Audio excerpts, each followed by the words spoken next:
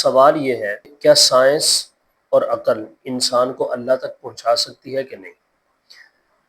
اس میں بہت عجیب سی صورتحال ہے ہمارے معاشرے کے اندر. وہ یہ ہے کہ بعض لوگ یہ سمجھتے ہیں کہ سائنس نے خدا کی ضرورت کو ختم کر دیا ہے، جبکہ حقیقت اس کے بالکل اپوزٹ ہے، برعکس ہے. جتنا انسان کائنات کو سمجھتا جا رہا ہے اتنا ہی وہ اس نتیجے پر پہنچ رہا ہے کہ اس عظیم نظام کے پیچھے ایک حکیم اور قادر مطلق ہستی موجود ہے.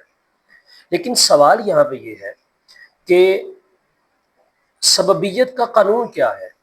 یہ جو کاز ہے اس کی قانونی حیثیت کیا ہے، یا ہماری زندگی کے اندر، ہمارے معاشرے کے اندر، یا اس پورے نظام کائنات کے اندر اس کی کیا قانونی حیثیت ہے؟ آیا یہ ایک اچھی چیز ہے یا بری چیز ہے؟ یا پھر اس کو دوسرے اینگل کے ساتھ آپ یوں سمجھ لیجئے کہ کیا پوری کائنات جو ہے، اس دنیا کے اندر جو نظام کائنات چل رہا ہے، کیا وہ کسی کاز اینڈ افیکٹ کے بغیر ہے، یا اس کے پیچھے کوئی نہ کوئی کاز موجود ہے؟ اس کے لیے سمجھنے کے لیے چند ایک چیزیں ہیں کہ آپ گاڑی چلاتے ہیں تو پھر گاڑی چلتی ہے، آپ سوئچ کو آن کرتے ہیں تو پھر لائٹ آف ہوتی ہے، آپ بیج زمین کے اندر بوتے ہیں تو پھر اس سے پودا بنتا ہے. تو دنیا کا پورا نظام جو ہے وہ کسی نہ کسی کاز اور کسی نہ کسی رزلٹ کے اوپر قائم ہے اور کھڑا ہے. سائنس بھی دراصل حقیقت میں ایکچولی سبب اور نتیجے کے تعلق کا نام ہے. سائنس کسی اور چیز کا نام نہیں ہے. اگر ہم سائنس کے علم کی ڈیفینیشن اور اس کی تعریف اگر ہم پڑھتے ہیں تو اردو کے اندر اس کی تعریف یہ ہے کہ سائنس ایک ایسا علم ہے کہ جو تجربات اور مشاہدات کے اوپر مبنی ہے. کہ جب تک کسی چیز کا کوئی تجربہ نہیں ہو پاتا یا کسی چیز کا کوئی مطلب مشاہدہ نہیں ہو جاتا، بندہ آنکھوں سے اس کو دیکھ نہیں لیتا، تب تک وہ کسی چیز کے اوپر بلیو نہیں کرتا. تو سائنس جو ہے یہ بھی ایک سبب اور نتیجے کے تعلق کا نام ہے. لیکن اس کے اندر سوال پھر یہ پیدا ہوتا ہے کہ کاز کو کاز بنایا کس نے؟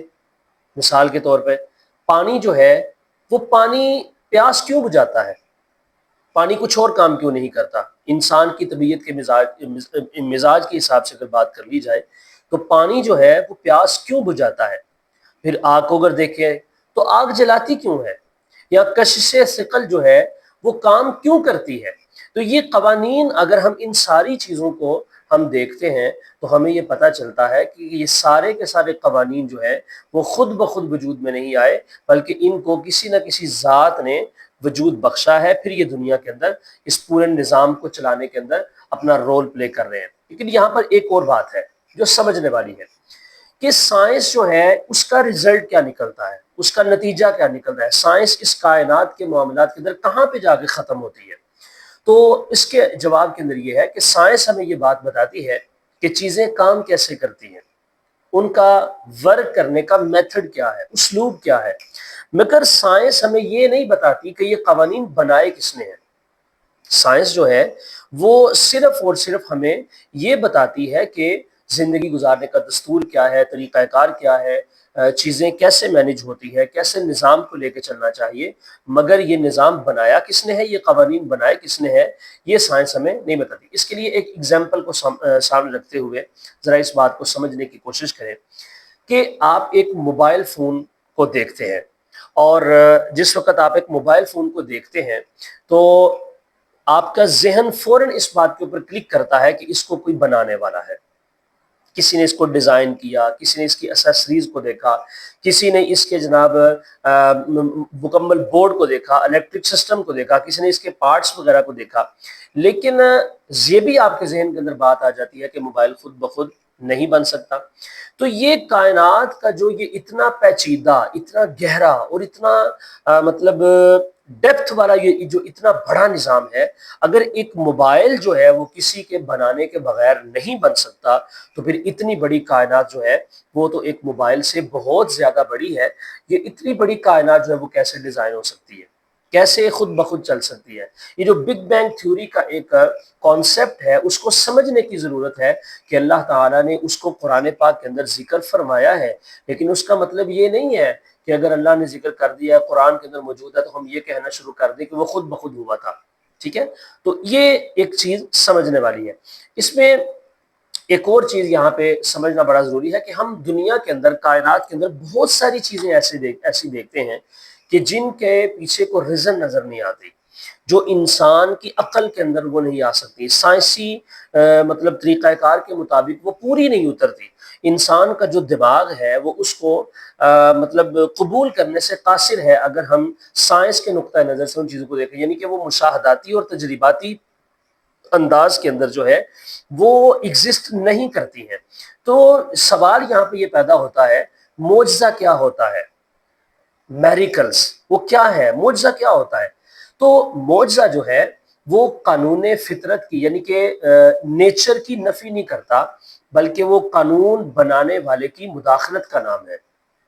یعنی کہ مثال کے طور پہ موبائل اگر کسی نے دیکھا، موبائل کو چلایا، اس میں بہت سارے فیچرز ایسے ہوتے ہیں کہ جو سم ٹائم ہماری جو جنریشن ہے، مطلب جو 90s والی جنریشن ہے، وہ اس کو یہ فیل کرتی ہے کہ اس کے اندر بہت ساری ایسی مطلب ایسی چیزیں ہیں، ایسے ہنٹس ہیں کہ جو ہماری عقل نہیں اس کو مطلب سمجھ پاتی، لیکن وہ کام ہوتے ہوئے نظر آتے ہیں۔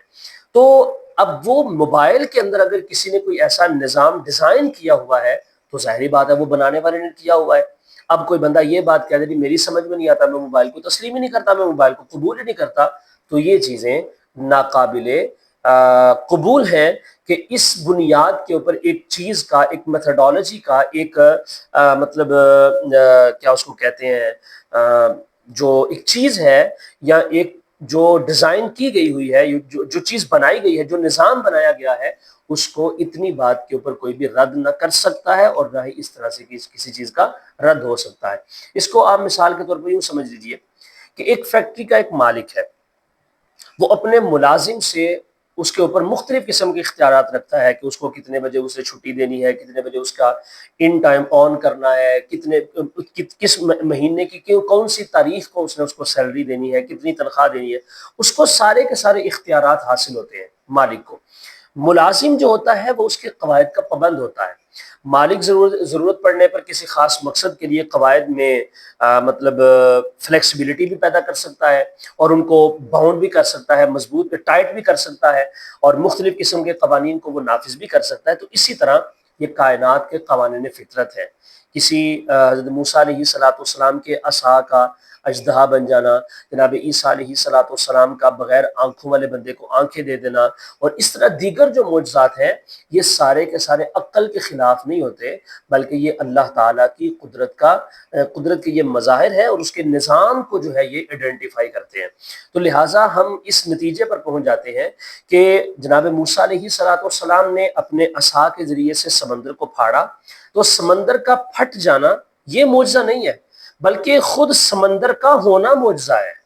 اس کی حدود، اس کا طول و عرض، اس کے اندر لہریں، پھر اس کے اندر مخلوقات کا پایا جانا، اس کے مختلف قسم کے جو مطلب اینگلز ہیں، یا اس کے جو مراحل ہیں، یا اس کی جو سچویشن ہے، اس کو انڈرسٹینڈ کرنا، یہ خود ایک معجزہ ہے۔ سمندر خود ایک معجزہ ہے۔ اسی طرح انسان جو ہے زندہ ہے یا نہیں ہے، یہ ایک معجزہ نہیں ہے، بلکہ انسان کی خود طبیعت اور انسان کا خود کا مزاج جو ہے یہ خود ایک معجزہ ہے۔ لہٰذا جو شخص کائنات کے اعجاز کو پہچان لے، وہ معجزات کے امکان کو بھی سمجھ لیتا ہے۔ اسی بات کی طرف قرآن پاک نے ارشاد فرمایا، بار بار اس بات کے بارے میں لوگوں کو بتایا کہ تم غور کیوں نہیں کرتے، تم تدبر کیوں نہیں کرتے، تم غور و فکر کیوں نہیں کرتے۔ تو قرآن کے اندر اگر ہم ان ساری چیزوں کو، اس کائنات کے مکمل نظام کو سمجھنے کی جب ہم کوشش کرتے ہیں، تو قرآن پاک میں ہمیں یہ چیزیں نظر آتی ہیں، سمجھ آتی ہیں۔ علامہ اقبال علیہ رحمہ نے اس لیے کہا تھا، ہم تو مائل بکرم ہے کوئی سائل ہی نہیں، راہ دکھلائیں کسے کوئی راہ رو منزل ہی نہیں۔ آج کا مسلمان قرآن کو سمجھنے کی کوشش نہیں کرتا۔ یہ نہیں ہے کہ قرآن کے اندر اس کے سوالات کے جوابات نہیں ہیں، قرآن کو سمجھنے کی کوشش کرے گا تو اس کو اس کے سوالات کے جوابات بھی ملیں گے۔ السلام علیکم۔